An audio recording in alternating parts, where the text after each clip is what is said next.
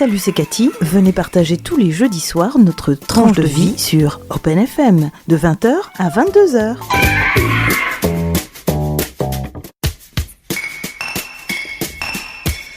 Bonsoir, ce soir nous retrouvons Michel Vernat, le photographe, et sa photo du jour s'appelle « Les feuilles mortes ». Bonsoir Michel. Bonsoir Cathy. Alors tu es avec nous ce soir pour nous présenter, comme chaque semaine, une photo de toi que tu as choisie pour nous. Quelle est cette photo ce soir? Ça s'appelle « Les feuilles mortes ». Ça s'appelle Les feuilles mortes. Voilà. C'est donc une photo qui a été prise en périphérie de Paris, à la ville de Pantin, dans le 93, qui est aussi le 9-3. Et une des, on va dire, le patrimoine, il y a un patrimoine navigable dans cette ville de Pantin, c'est le canal de l'Ourcq qui passe, un canal de l'Ourcq qui rejoint donc la Villette et qui après transforme en canal Saint-Martin. C'est marrant que c'est un peu la continuité de la photo de la semaine dernière. Ah oui, d'accord. Et c'est aussi un peu je vais revenir tout à l'heure, c'est un peu aussi la même construction. Pantin, pas grand chose à dire sur la ville de Pantin. Peut-être que le cinéma, peut-être avec Charles Pantin, le film de Claude Berry avec Coluche, ce pompiste alcoolique et dépressif qui se lance dans une vengeance. Je sais pas si tu as vu ce film. Oui. Ou sinon, pour les plus anciens, il y a une très jolie chanson de Maurice Fanon, Jean-Marie Pantin. Je invite les téléspectateurs, les auditeurs, à découvrir. Jean-Marie Pantin. Jean-Marie Pantin, Maurice Fanon. D'accord. Maurice Fanon. Donc, c'était un dimanche de novembre, si je me souviens bien, novembre 2019. J'allais à un spectacle à un endroit assez étonnant de par le nom, puisque ça s'appelle la Manufacture de l'Utopie. C'est un lieu de création à Pantin qui est réservé aux arts de la marionnette et aux écritures contemporaines. D'accord. Et je vais voir différents spectacles. Donc, sortant de la bouche du métro, passant devant l'église patrimoine de la ville de Pantin, m'insérant entre Dieu et une façade aux 1000 fenêtres, parce que il y a juste en face de l'église un immeuble immense avec plein de fenêtres, cage à poules. Mon regard donc prit place dans cet espace marchand complètement vide, le marché de l'église, le lac de l'église. Oui. Donc je vais revenir à ce que je disais la semaine dernière. Je suis un peu dans la même construction au niveau du style de la photographie. C'est deux sacs, un homme courbé au premier plan, en plein axe. C'est ce qui a retenu mon regard. Mais ce regard, il est allé beaucoup plus loin. Parce que j'ai aussi, j'ai aussi un amour et en même temps,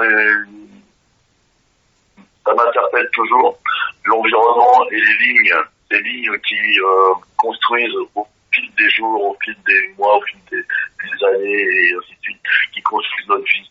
On ne réagit pas de la même façon quand on est dans un espace avec des lignes droites, comme là, ou avec des lignes courtes, ou ainsi de suite. Et là, on a une perspective. Ce sont ces lignes, cette perspective. Au travers de ces lignes, de ces allées, de ce toit très présent, parce que de la manière dont j'ai fait la photo, on a le premier plan, le toit très pesant, très présent. Oui. Et ça donne une chape de plomb sur ce dos courbé qui semble ne plus pouvoir se relever.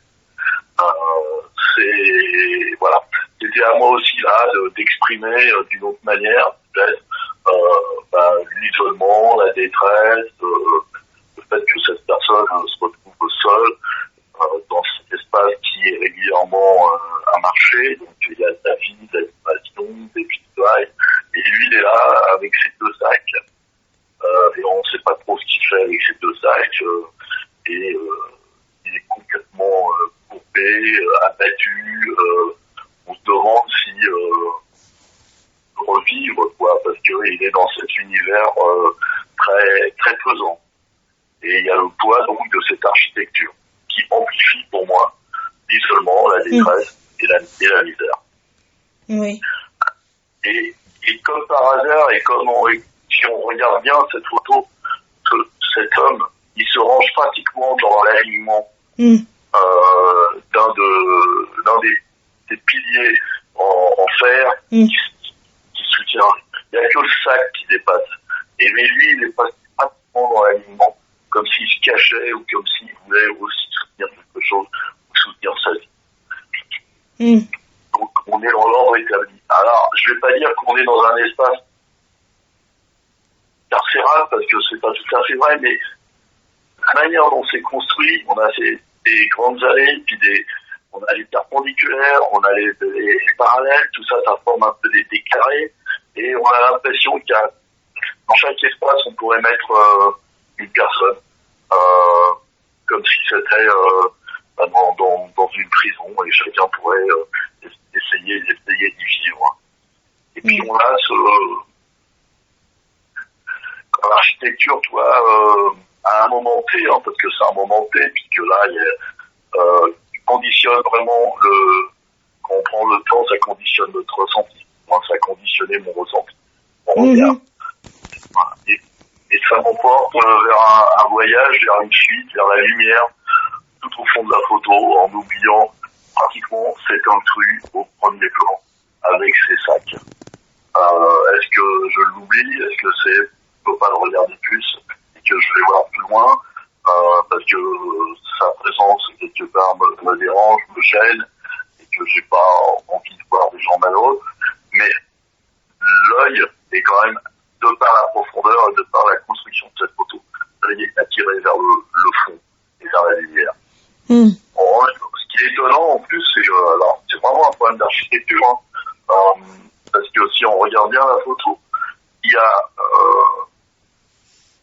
a une, comment je vais dire, il y a une symbiose dans les lignes entre les poteaux métalliques, qui sont là, donc les poutres qui soutiennent le marché, et il y a aussi des parallèles pratiquement alignés des arbres. Il reste que les troncs, on ne voit que les troncs là, parce que les arbres ils poussent au-dessus. Et on ne sait plus finalement si on est, il y a une espèce d'osmose végétale et de fer qui quadrille et qui fait cet espace.